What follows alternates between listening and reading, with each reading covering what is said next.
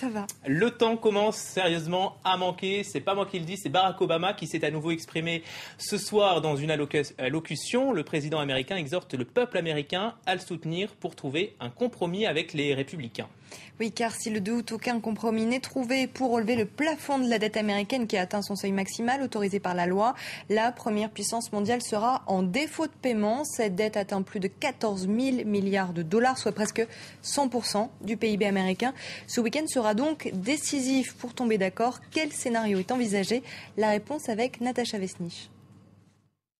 C'est la deuxième fois cette semaine que Barack Obama s'exprime sur le sujet. Et pour cause, le président américain sait que si un accord n'est pas trouvé d'ici mardi entre démocrates et républicains, les États-Unis risquent un défaut de paiement. Il faut qu'on puisse payer les allocations de sécurité sociale tous les mois, ou les contrats qu'on a signés avec les entreprises, etc. Sinon, sachez que si nous ne parvenons pas à un accord, nous perdrons notre note de crédit de AAA. Et même si les propositions des démocrates et des républicains pour réduire les déficits publics se sont progressivement rapprochées ces dernières semaines, les négociations butent encore sur le calendrier. Les démocrates proposent un plan prévoyant un relèvement du plafond de la dette jusqu'en 2013. Mais les républicains, eux, veulent relever le plafond de la dette en 2 temps. Ils refusent de fixer dès maintenant un plafond d'endettement qui permettrait aux États-Unis de financer leur politique au-delà de l'élection présidentielle de novembre 2012. Alors que peut-il se passer ce week-end? Les républicains votent le plan de John Boehner à la Chambre des représentants où ils sont majoritaires. Les démocrates, eux, votent le plan de Harry Reid au Sénat où ils sont majoritaires.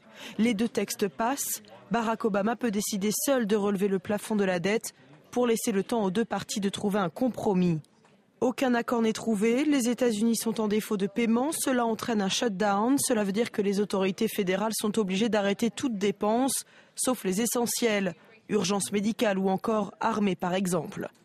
Si à la dernière minute le Congrès parvient à trouver un accord, les États-Unis ne font pas défaut, mais les agences de notation peuvent tout de même décider de dégrader la note de la dette américaine. Une telle dégradation serait inédite et pourrait perturber très fortement les marchés financiers.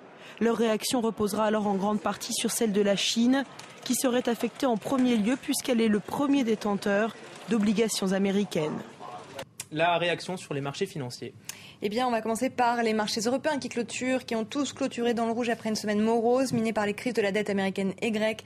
À Londres, le FTSE termine en baisse de 0,99% du rouge. Pour le DAX, moins 0,44%. Et puis, net baisse